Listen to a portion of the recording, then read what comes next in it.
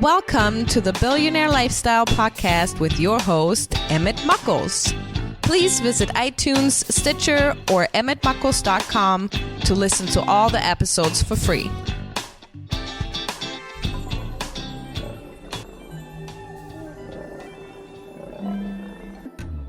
Ladies and gentlemen, welcome to the Billionaire Lifestyle Podcast. This is your host, Emmett Muckles. Today is the day that you were given another chance.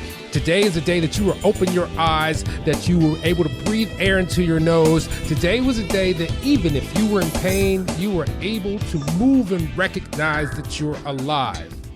So that's what the Billionaire Lifestyle is about. It's not about money. It's about living.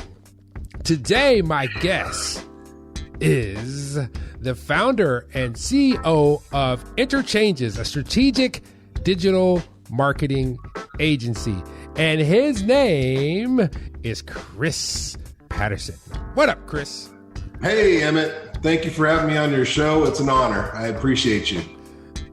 Let's go back. I always start with the beginning. Let's go back 20 years ago. Who were you 20 years ago? Oh, gosh. I was a complete loser. Were you a bar dude? Yeah, I did everything I shouldn't have done, and I did it better than anyone I knew. That's right. So, if you go, you got to be good at it, right? Oh man, I was the best loser I knew back then. But no, man, I was wrapped up in drugs and alcohol and treating people terribly and getting fired from one job after another. So it was kind of a crazy time in my life. But I'm grateful for it because it showed me eventually exactly what I didn't want. So how did you go from that life to meeting Zig Ziglar? You know what? That's a great transition because that really was the catalyst to everything that changed for me. So I remember I was probably about 24 years old, hungover, lost my jobs, lost my friends, about 11 o'clock in the morning. And my dad called and said, hey, how would you like to go to a success seminar? And I was like, I don't need all that. You know, I was real arrogant, even though I had nothing to show for it. Right. And went to the Palace of Auburn Hills in Michigan. Saw a couple of different speakers. Yeah, Michigan, baby. Saw a couple of different speakers come out on stage, and no one really impressed me until this one man came out. And he was saying things that I'd never heard of before. Things like you can have everything you want in life if you'll just help enough other people get what they want. Wow. Or he said it's your attitude, not your aptitude, that'll project your altitude. And I looked over at my dad and I said, Dad, who in the world is this guy? He's real dynamic. He said, son, he said, if you're going to pay attention to anybody, you better pay attention to him. His name is Zig Ziglar. He's impacted over 250 million people in his lifetime, written countless books. He is the legitimate man.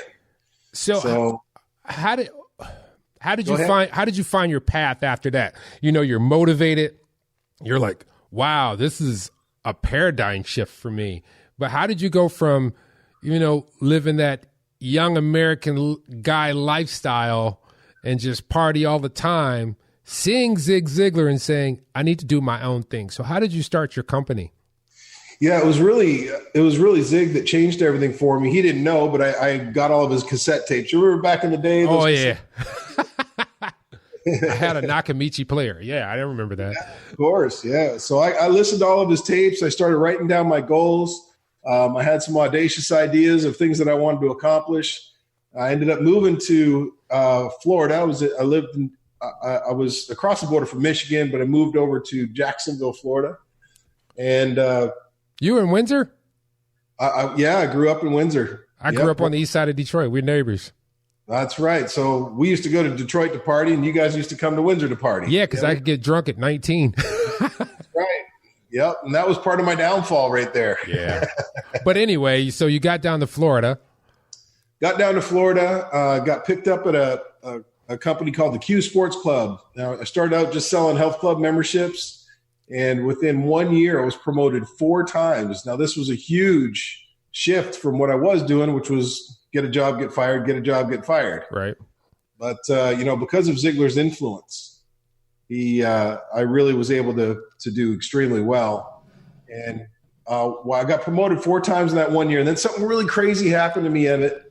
It was like like a year and a half into it, I was in Plano, Texas. I've been promoted out there now. I was running 4 health clubs, multi-million-dollar clubs. And one of my employees ran in the office one day and he says, Chris, he said, you need to take this next guy and show him the facilities. And I said, dude, that's your job. I just finished training you guys. Like, you know what to do. Go for it. You got this. He said, no, you don't understand. And he took a driver's license and he slid it across my desk. And I looked down and it said, Zig Ziglar. And I said, what? I said, Zig Ziglar's in my club. He said, yeah, he's here. I'm like, you guys set me up. They said, no. This is the real deal. Zig lives in Plano. Excuse me. He wants a health club membership. So, people who know Zig know he was the greatest salesman of all time and all that kind of stuff. So I got really terrified all of a sudden.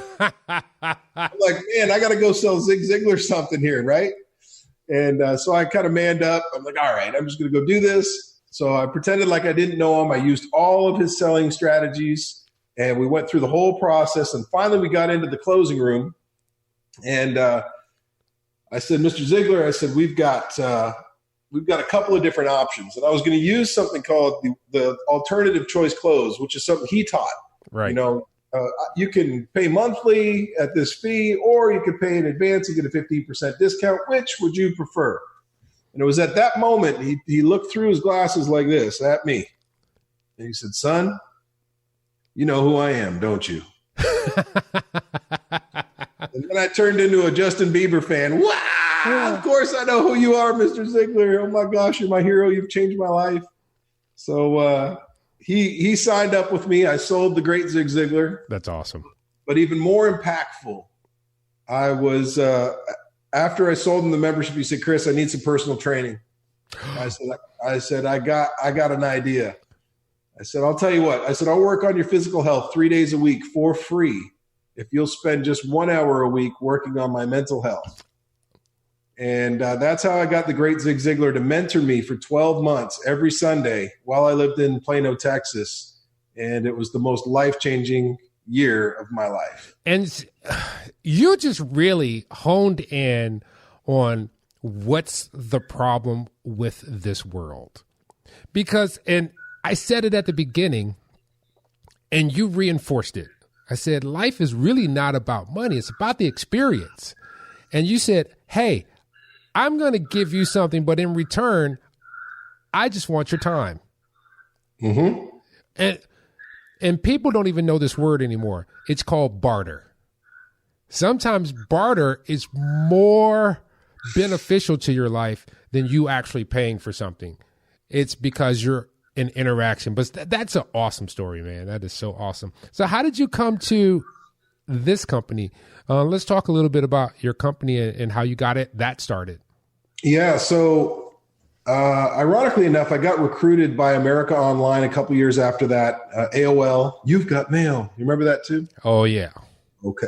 That was man, you should give it out. Stop giving out our ages, all right? Yeah, man, I'm sorry. I got to stop remembering all these things.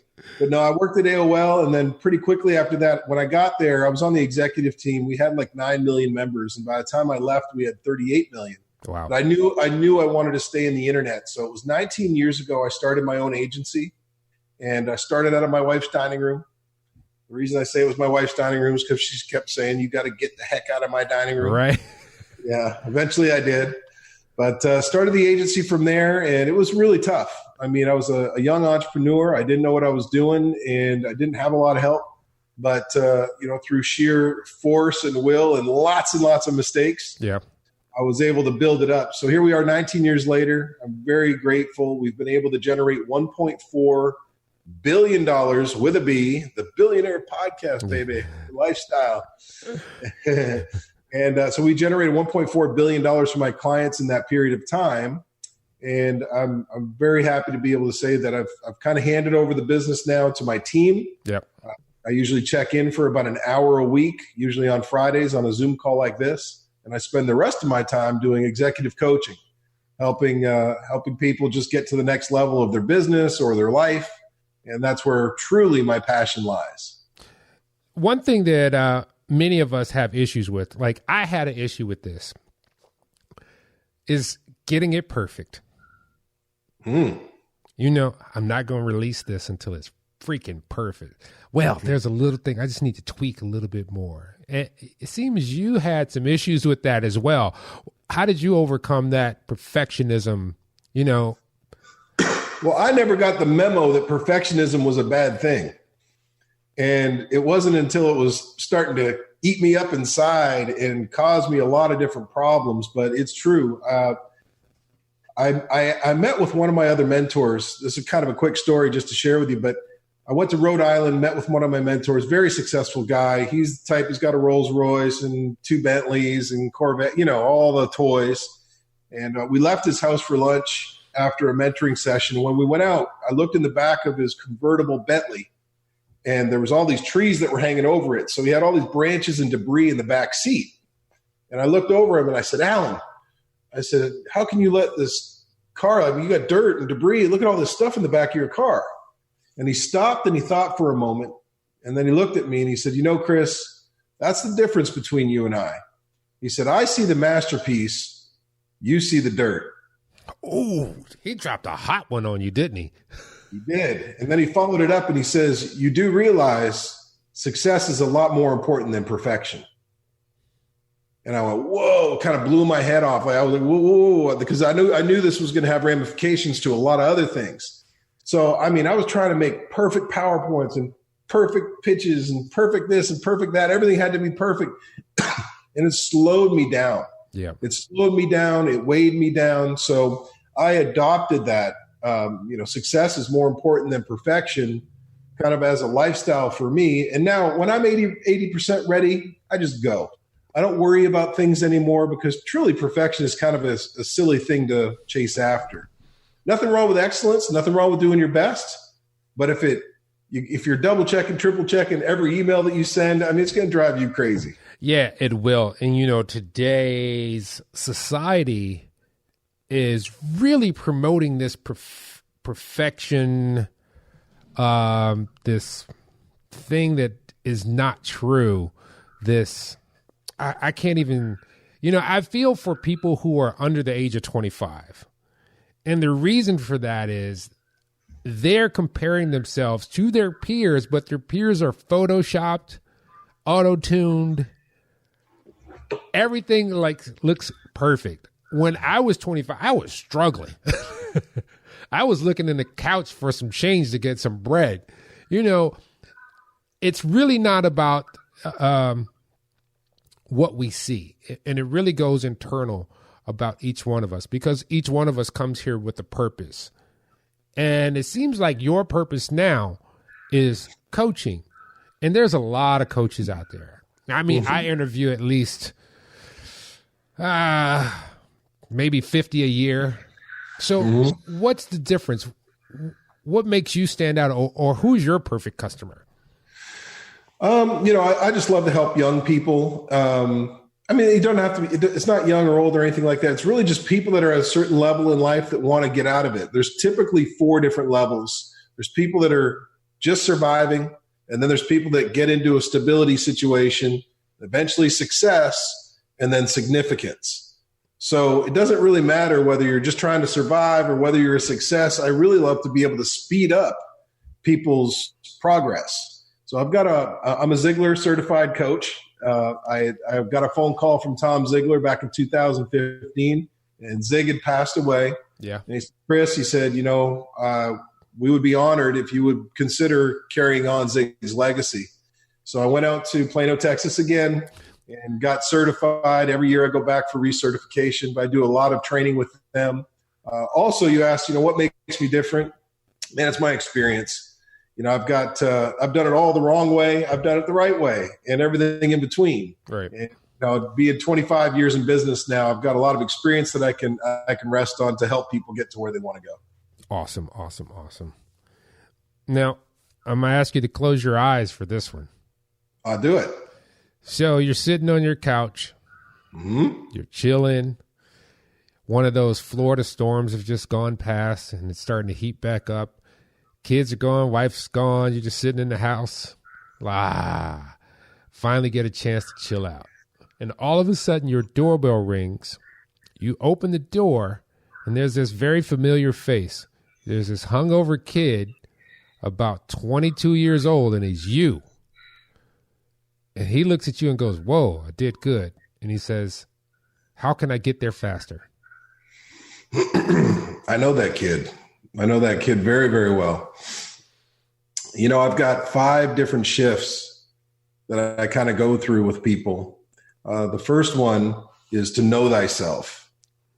Too often, we're running through life just trying to make stuff happen, and we don't even know what we're good at, what we're not good at. So knowing yourself is tremendously important. And, you know, that's one of the things that I help my people go through. The second one is to unravel your mind knots. And what I mean by that is we've all got these self-limiting beliefs. We've all got these things that are stuck in our heads. You know, when I was 22, 23 years old, I was a loser because I thought I was going to be a loser. You know, I just didn't have a lot of self-esteem. I didn't have any hope for me. So, you know, I had to unravel those mind knots. I had to learn what the truth was so I could then move on from that. The third thing is to stop hustling. Now, in this culture, everyone's going to tell you, don't sleep, drink more coffee, you know, do your side hustle and then another side hustle. You know what? All that stuff will make you sick, honestly. You know, there's I think 77% of America is stressed out, overwhelmed, worried, you know, just not living life. And a lot of them, it's just because they're hustling. They're trying so hard to get to where they want to go, but they're not doing it smart. They're doing it just through sheer force. Yeah. Take the road less traveled, which just means, look, nobody sets goals these days. And I think they're nuts. Like, I literally think people are nuts if they're not setting goals. I think 80% of America doesn't set goals. 16% say they have goals, but it's all in their head. They don't write them down. And then another small percentage may write them down. And then only like 1% of people ever write down their goals and then review them on a regular basis. Right. So I help people create a plan, not only for the business, but for their life too. And then we really focus there. And then last but not least, man, I've been mentored by some of the greatest people on the planet. Zig Ziglar, and my marketing coach is a guy named Billy Jean. Love Billy Jean like crazy. I've been mentored, spent some time with Gary Vee and Grant Cardone and Ed Milet. I know all these people. So, you know, really one of the things that Zig told me a long time ago, he said, Chris, you should take at least 5 to 10% of your total income and reinvest it back into yourself every single year. And he said, especially when you think you've got it all figured out, you better reinvest again. Yep. So I constantly have reinvested into my own personal development year over year over year, and it's paid off tremendously. So those are the 5 things I would tell myself as a young. Hope that helps. No, this is for you. I mean, that's, you know, often we don't visit who we were. I mean, we don't really go back and see ourselves from ourselves and appreciate where we are from that point of view. Oh, not me, brother. I'm grateful. I am so grateful. I mean, I know exactly who I was and who I wasn't. And, you know, there's an old quote out there. If you see a turtle at the top of a fence post, chances are he didn't get there by himself. Somebody picked that turtle up and put him up there. And I'm so grateful for the people that have come alongside of me over the years, my team. And, you know, just I've got so many mentors and good people in my life. And of course, you know, that's a success principle too. We gotta surround ourselves with champions. So if people want to work with your digital marketing agency, how can they find that? Really easy. Just go to interchanges.com, INTER changes.com.